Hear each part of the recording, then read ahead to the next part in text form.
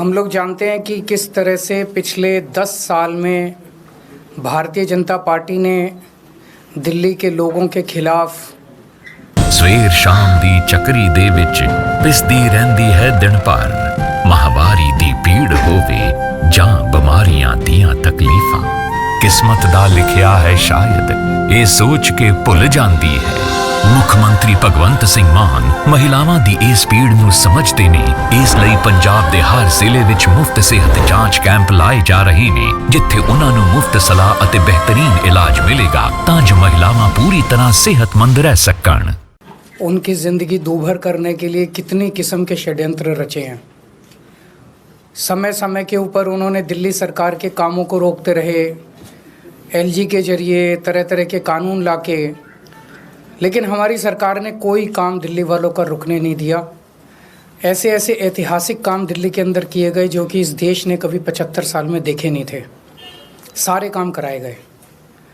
जब उनके सारे षड्यंत्र फेल हो गए तो उन्होंने फिर एक एक करके दिल्ली के आम आदमी पार्टी के सीनियर नेताओं को, मंत्रियों को, कैबिनेट मिनिस्टर्स को जेल भेजना चालू किया।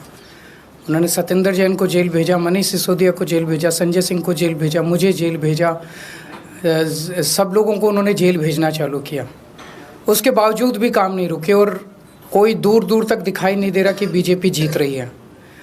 अब बीजेपी को दिखने लगा है कि बीजेपी न केवल हार रही है बल्कि शायद भारत के इतिहास में उनकी ऐतिहासिक हार दिल्ली के चुनाव में बीजेपी की होने वाली है। बीजेपी के पास कोई नैरेटिव नहीं है। उनके पास ये बताने को नहीं है कि उन्होंने 10 साल में क्या काम किया। 10 साल में आधी सरकार दिल्ली में उनकी भी थी, उनके 7 MP थे, उनके LG थे, उनके पास अरबों खरबों रुपया था केंद्र सरकार के पास। उन्होंने इन 10 सालों में ना कोई सड़क बनवाई, ना कोई अस्पताल बनवाया, ना कोई स्कूल बनवाया, ना कोई कॉलेज बनाया। दिल्ली के लोगों के लिए कोई काम नहीं किया। दिल्ली के लोगों ने उनको एक ही काम दिया था कानून व्यवस्था का, उसका भी उन्होंने कबाड़ा कर दिया। आज दिल्ली के लोग डर के माहौल के अंदर जी रहे हैं और खुलेआम दिल्ली की सड़कों पे गोलियां चल रही हैं। तो ना उनके पास कोई नैरेटिव है। वो ये नहीं बता पा रहे उन्होंने 10 साल में क्या काम किया। वो ये नहीं बता रहे कि अगर उन्हें वोट दो तो क्या काम करेंगे। वो केवल केजरीवाल वो गालियां दे रहे हैं, गालियों के बेसिस पे वो वोट मांग रहे हैं। उनके पास कोई CM चेहरा नहीं है, उनके पास कोई कैंडिडेट्स नहीं है, उनके पास कोई एजेंडा नहीं है चुनाव लड़ने के लिए। और दूसरी तरफ आम आदमी पार्टी एक पॉजिटिव कैंपेन कर रही है। हम ये बता रहे हैं लोगों को कि 10 साल में हमने ये काम किए, हमने स्कूल अच्छे किए, स्कूल शानदार किए, बच्चों की पढ़ाई का इंतज़ाम किया, आप लोगों के इलाज का इंतज़ाम किया, अस्पताल अच्छे किए, मोहल्ला क्लिनिक बनाए, बिजली 24 घंटे की, बिजली फ्री की, पानी की व्यवस्था की, घर घर पानी पहुंचाने का काम किया, महिलाओं की बस यात्रा फ्री करी, बुजुर्गों के लिए हमने तीर्थ यात्रा फ्री करी। हमने इतने सारे काम किए, इसलिए हम कह रहे हैं हमें वोट दो। आने वाले समय में हम महिलाओं को 2100 रुपये देंगे, बुजुर्गों का फ्री में इलाज कराएंगे, चाहे प्राइवेट हो चाहे सरकारी हो। हम ये काम करेंगे, हमें इन पे काम दो। हम अपने कामों पे वोट मांग रहे हैं, वो केवल और केवल गालियों पे वोट मांग रहे हैं और काम रोकने पे वोट मांग रहे हैं। अभी 3-4 दिन पहले हमने 2 योजनाएं चालू की, अनाउंस की। महिला सम्मान योजना, जिसके तहत हर महिला को चुनाव जीतने के बाद योजना लाई जाएगी जिसमें हर महिला को 2100 रुपये दिए जाएंगे। दिल्ली की कैबिनेट ऑलरेडी हजार रुपए की योजना मंजूर कर चुकी है और उसकी नोटिफिकेशन जारी हो चुकी है। लेकिन मैंने ऐलान किया था कि हम चुनाव जीत जाते हैं तो इसको बढ़ाकर 2100 कर दिया जाएगा। उसी तरह से बुजुर्गों के लिए हमने संजीवनी योजना ऐलान किया कि 60 साल से ऊपर के बुजुर्गों का सारा इलाज मुफ्त करवाएंगे, चाहे प्राइवेट हो चाहे सरकारी अस्पताल हो। इसमें ज़बरदस्त भीड़ लग रही है, लोग रजिस्ट्रेशन करा रहे हैं, लंबी लंबी लाइनें लग रही है, लोग हमारे दफ्तर आ रहे हैं और लोग बहुत खुश हैं। कल रात तक लगभग 12.5 लाख महिला सम्मान योजना में रजिस्ट्रेशन हो चुके थे और 1.5-2 लाख बुजुर्गों के रजिस्ट्रेशन हो चुके थे। इस सब से बीजेपी बुरी तरह से बौखला गई है।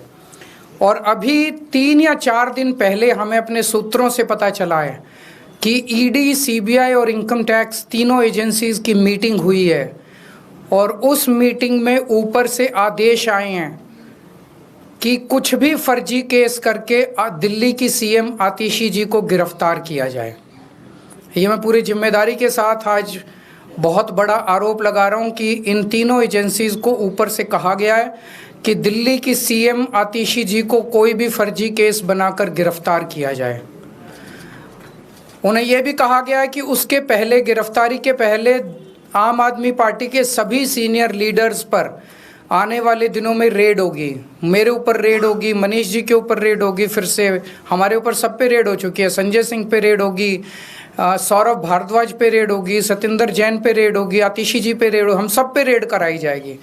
और उनका मकसद है कि किसी भी तरह से हमें चुनावी तैयारियां जो हम कर रहे हैं, प्रचार कर रहे हैं, उससे डिस्ट्रैक्ट करना, ताकि हमारा दिमाग दूसरी चीज़ों में उलझा रहे। ऐसा भी सुनने में आया, सूत्रों से पता चला है कि ट्रांसपोर्ट विभाग में कोई फर्जी केस तैयार किया जा रहा है आतिशी जी के खिलाफ, और इनका पूरा मकसद है कि ये किसी भी तरह से महिलाओं की फ्री बस योजना जो है वो रोकना चाहते हैं, वो बंद करवाना चाहते हैं ये लोग। तो ट्रांसपोर्ट विभाग में कोई फर्जी केस आतिशी जी के खिलाफ तैयार किया जा रहा है। हमें पूरा यकीन है कि लोग इस गंदे षड्यंत्र का, जो पिछले कई सालों से साजिशें रच रहे हैं, झूठे केसों में फंसा के हम लोगों को जेल में डाल रहे हैं, लोग इसका जवाब देंगे। इस देश की जनता इस किस्म की राजनीति पसंद नहीं करती। आप अपने काम पे वोट मांगिए। आप ये बताइए कि 10 साल में आपने दिल्ली में क्या काम किए, आने वाले समय में आप क्या काम करेंगे। केवल जेल डालने से, गालियां देने से इस तरह से जनता वोट नहीं देती।